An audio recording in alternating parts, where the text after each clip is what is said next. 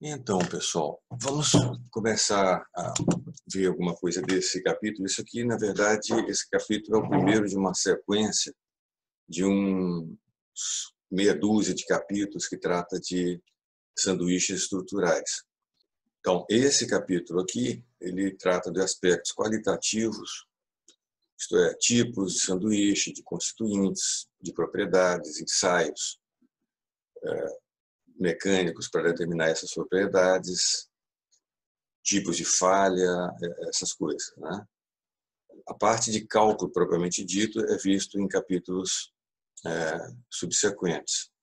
Vocês já viram alguma coisa, alguma exemplificação do que seja o sanduíche estrutural? Alguém Eu vi um pouco, sim. é quem Eu não sei fez? se eu não sei Hum, muito bem. É que vai depender um pouquinho da definição exatamente formal de uma estrutura sanduíche, uhum, mas acho que tem alguns exemplos no aerodesign, aham, injeção, não sei o quê. isso. Eu não vou dizer que tenho certeza. Acho que eu já vi, mas não tenho certeza. Então, realmente é bom a gente começar com alguma coisa, algum tipo de entendimento do que seja uma estrutura sanduíche. Ela é uma classe de material composto, só que ela tem algumas características específicas que distinguem uma placa de sanduíche de uma placa laminada, que nem essas que nós vimos até agora. A, a, a ideia, o funcionamento que tem numa placa sanduíche é, digamos, você pode buscar uma inspiração numa viga, uma viga I. Se você sabe qual é o plano de flexão dos momentos, o que você faz? Você constrói, por exemplo, um perfil desse, ou que se fosse um retângulo, um tubo, né? Mas qual a estratégia de construir uma seção transversal que seja mais eficiente para suportar essa flexão? Você usa duas vigas que vão assumir o papel desses dois flanges aqui. Então, o momento de inércia desse conjunto, desses dois flanges, isto é, vai estar associado, vai ser diretamente associado à distância entre esses flanges. E você vai colocar essa alma no meio, não tanto para suportar a flexão, mas simplesmente para manter essas duas flanges posicionados, formando um conjunto único. Quando você tem isso, quando você aplica os momentos, quem suporta esses momentos? As tensões normais, axiais, que atuam nos flanges. Então, a contribuição para a flexão, a contribuição da alma é bem menor, bem pequena. E não é nem esse o papel da alma. O papel da alma aqui é o quê? É suportar o cisalhamento transversal, aquele cisalhamento que é necessário para justamente manter essas duas flanges na distância única, ali fixa, e fazer com que o sistema funcione como um corpo só. Então, quando você passa, isso aqui é uma situação 1D, unidimensional. Quando você passa para uma situação bidimensional, que seja uma placa ou uma casca, você pode seguir as mesmas ideias. Então, você vai ter flexão em vários planos aqui, e você vai pensar de sustentar esses momentos com tensões normais, no que nós vamos chamar de faces. Então, o sanduíche vai ter duas faces, uma face superior e uma face inferior. E essas faces é que vão se encarregar de suportar praticamente todas as tensões normais que são necessárias para suportar a flexão. E você vai ter num sanduíche um chamado núcleo, que tipicamente ele vai ser bem espesso, que nem essa alma aqui. Quanto mais alta essa alma, maior a capacidade de carga vai ter essa viga. A mesma coisa aqui. Quanto mais espesso isso, mais distante vai ser as faces, e você pode pensar, o momento de inércia associado a essas faces vai crescendo conforme a espessura do núcleo vai aumentando. Depois nós vamos ver que, claro, isso tem alguns limites, né? Mas, a princípio, essa é a ideia. Então, Similar a isso, qual a função estrutural desse núcleo? Ele não é colocado aí para suportar flexão. Lembra, por que não? É a mesma explicação daqui. Se você pega a distribuição de tensões normais aqui ao longo da altura, é uma distribuição linear, no caso do material homogêneo. Então, as tensões normais que atuam aqui próximo do centro, da linha neutra, são nulas ou quase nulas. Então, se você tem um material homogêneo, então você não precisa colocar muito material aqui no meio, porque não tem, as tensões são muito pequenas. E você vai colocar mais material ali onde as tensões são maiores. Mesma coisa aqui. Então, aqui nessa zona, o que se faz é escolher um material com baixíssima capacidade estrutural, baixíssimo modo de elasticidade, baixíssima resistência em diversos aspectos. Então, tipicamente isso vai ser espumas, madeira, colmeias, coisas assim, tá certo? Então, isso dá uma ideia geral para vocês do que é um sanduíche. O que distingue, nós poderíamos ver isso aqui como um laminado também. Então, uma parte da formulação usada para analisar sanduíche é a mesma usada para analisar outros laminados, com uma certa diferença. Para o laminado, você não tem, geralmente, essa camada bem espessa e bem fraca, tão volumosa. Então, você pode ter laminados que pode ser classificado como bem finos, bem delgados. Então, você pode usar diretamente aquelas teorias que nós vimos. Teoria de cinemática de Kirchhoff ou de Mindlin, que vai produzir um resultado aceitável. Em sanduíche, você não tem base, geralmente você não vai usar uma teoria para placa fina. Você não tem, tipicamente, um sanduíche fino. Ele é feito para ser grosso mesmo. Então, você pode ter um sanduíche de 3 metros de largura e 40 centímetros de altura, de espessura. Tá? Então, vamos dar uma olhada aqui nos tipos de constituintes. Então, você tem materiais típicos para o núcleo e típicos para as faces. Há uma outra característica dos núcleos, que não só eles vão ser escolhidos para ter baixas características, mas principalmente baixíssima densidade, a menor densidade possível. Então, claro, você quer um conjunto que seja o mais leve possível. Então, se você não precisa de propriedades mecânicas altas aqui, você vai ter direito, então, aí, a buscar materiais muito leves. Então, vamos ver espuma. Essa espuma aqui, você já deve ter visto, deve ter usado em projeto de aerodesign e tudo. Espuma de poliuretano expandido. Você tem, similarmente, espuma de PVC expandido. O isopor pode ser usado também na construção desse sanduíche. Você tem um conjunto, uma classe grande de sanduíches usados mais recentemente, né, na construção civil.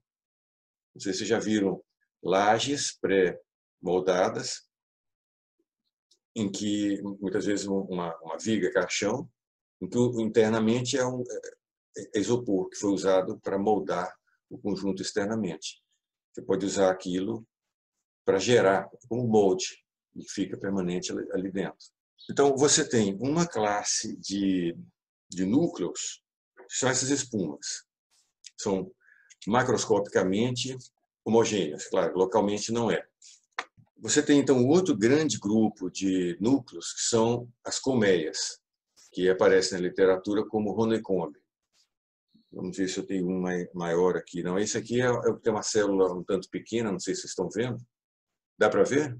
Dá sim. Sim. Pois é, você já deve ter se deparado com isso em alguma situação, né?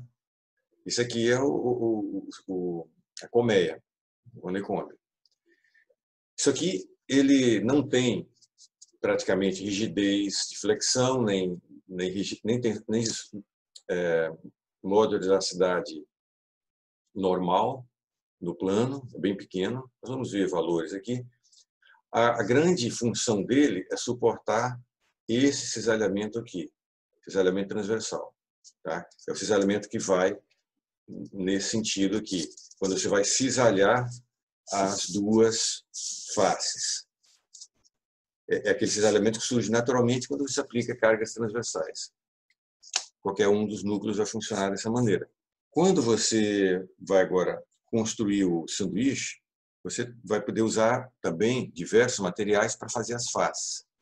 Aí sim, as faces elas têm que ser de um material com boa capacidade de suportar tensões coplanares, normais e cisalhantes.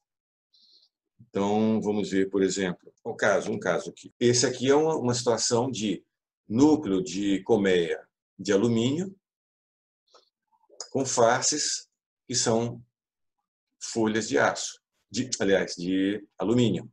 Você pode ter outras combinações. Por exemplo, eu tenho um aqui que esse núcleo é madeira balsa, muito usado em aeronáutica, e as faces são lâminas de carbono.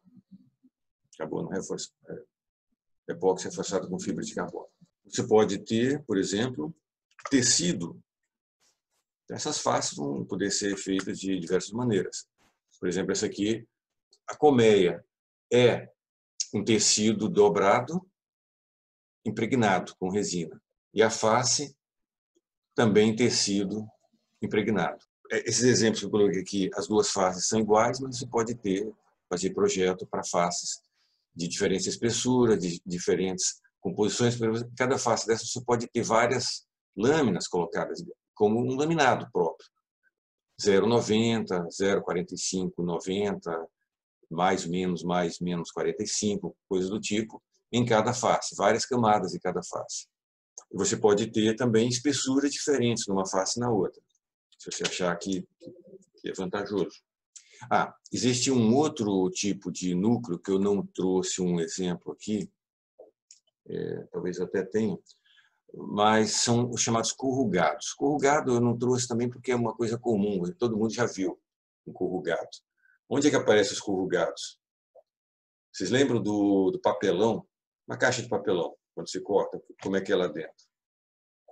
Tem duas folhas de papel grosso, né? Uma por dentro e uma por fora, e dentro é uma outra folha de papel ondulada, corrugada. O corrugamento é numa direção que é diferente da colmeia. A colmeia, você tem as células aqui contidas no plano. O corrugado, ele é, como vocês lembram, um papelão. Cada onda está ao longo da superfície do papelão.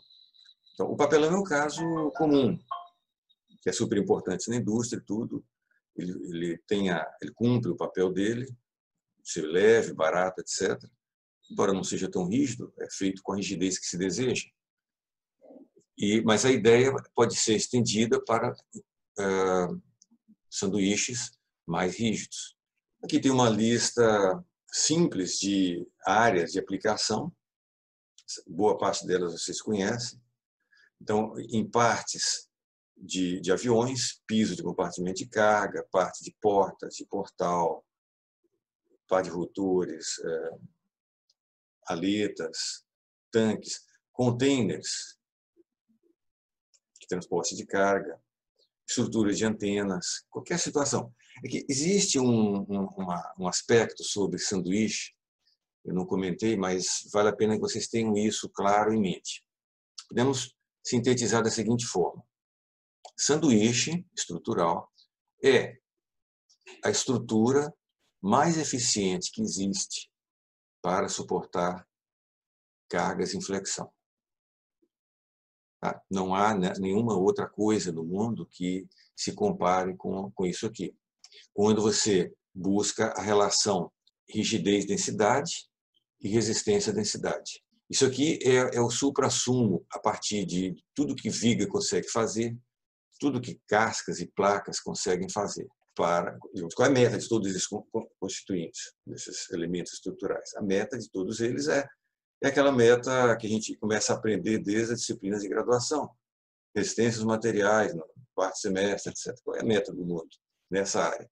É você ter aquela mesma meta que tinha o camarada da idade da caverna, que tinha um rio que ele tinha que botar uma tora e vencer um vão de um lado para o outro e passar com alguma carga em cima. Então você tem o vão, tem uma distância, e você tem que ter um elemento ali que tem que ser capaz de suportar o seu próprio peso e mais a carga que você pretende passar por ali.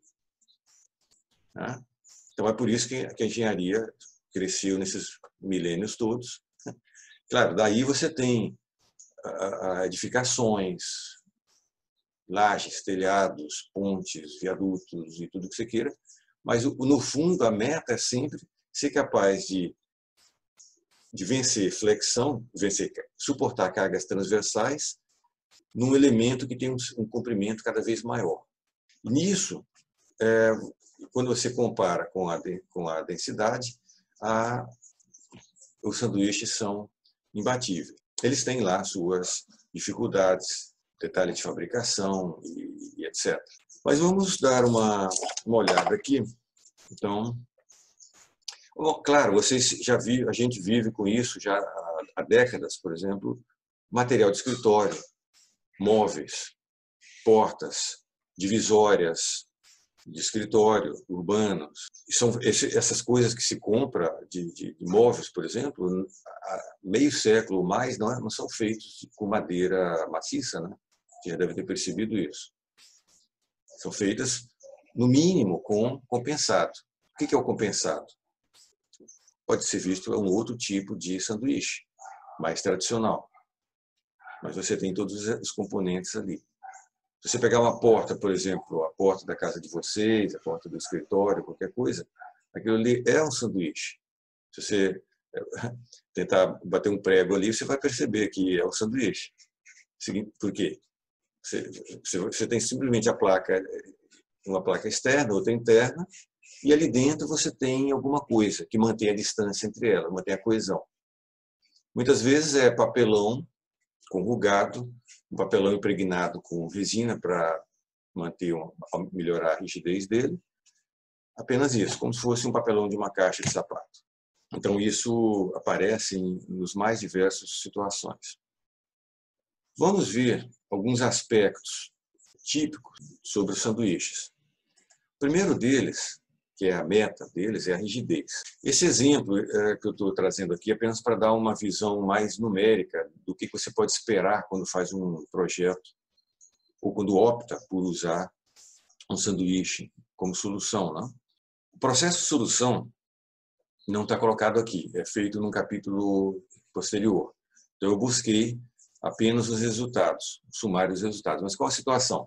Vamos dizer que você quer construir uma viga para vencer um vão de 1 metro, uma viga que você estabelece que a largura dela, a largura na direção transversal aqui do papel, seja 250 milímetros, e para uma carga transversal uniforme de tantos newtons por milímetro quadrado.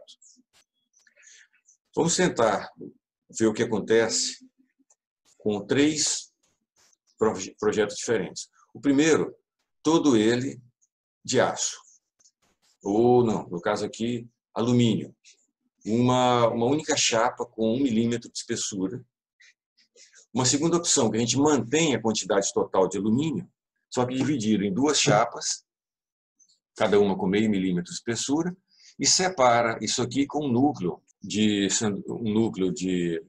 colmeia, um núcleo de 19 milímetros de espessura. Então nós vamos ter um conjunto total aqui com 20 milímetros de espessura. A outra situação, também as mesmas 2 chapas de meio milímetro de alumínio e uma colmeia de 49 milímetros de espessura. Então vai dar aqui espessura total de 50 milímetros. Então aqui, 1 milímetro, 20 e 50. O que acontece quando se faz os cálculos? Nós fomos escolher uma colmeia nas tabelas com uma célula de 9,5 milímetros de largura, feito com uma chapa de 50 micrômetros de espessura, que apresenta uma densidade aparente, uma densidade média de 48 quilos por metro cúbico. Aqui já começa o que eu considero que seja um choque. Pelo menos eu fiquei muito espantado a primeira vez que eu olhei esses dados sobre colmeias. O que significa isso? É bom sempre a gente ter alguns números na cabeça para fazer comparação, para saber se uma coisa é grande ou pequena ou se é normal. O que significa 48 quilos por metro cúbico? Lembra, qual é a densidade da água? 1.000, né? Qual a densidade do alumínio? 2.700. Densidade do aço? 7.700. Isso aqui é muito mais leve muito menos denso do que a água, né? 48 quilos por metro cúbico. Isso aqui quase que não existe. Lembra que isso aqui é a densidade aparente, não é a densidade da chapa de alumínio com a qual aquilo é construído. A chapa do alumínio vai ter a sua densidade normal, em torno de 2.700 quilos por metro cúbico. Só que quando você pega o volume ocupado, digamos, se eu pegar esse volume aqui, eu meço essa largura, a espessura e o comprimento, eu tenho um volume, divido pela massa disso, eu vou ter uma densidade aparente. O módulo de cisalhante dessa colmeia escolhida é 145 megapascal. Densidade, módulo cisalhante é exatamente num plano assim, numa das duas direções principais da colmeia. De novo, ordem de grandeza. O que é 145 megapascal de módulo da cidade? Lembra? Qual é o módulo longitudinal de um PVC? De 2 a 4 gigapascal. Um epóxi vai ter também uma faixa dessa. Você vai ter um alumínio, o módulo de elasticidade é 70.000, 72.000. O módulo cisalhante do alumínio vai ser, digamos, 20 e poucos gigapascal. Então, você vê que são valores bastante pequenos. Confirmando aquilo que eu disse, você vai usar núcleos com baixas propriedades estruturais e também com super baixas densidades. O que acontece quando vai se fazer os cálculos disso? Aqui das propriedades do alumínio que eu escolhido, e aqui o sumário dos resultados obtidos. Então, para aquele primeiro projeto, com ele maciço, simplesmente alumínio, se obtém uma deflexão transversal de 22,3 milímetros. Você observa que esse valor aqui, ele é um valor um tanto fictício, né? Porque se a espessura é 1, a teoria usada para calcular essa deflexão não permite deslocamentos tão grandes.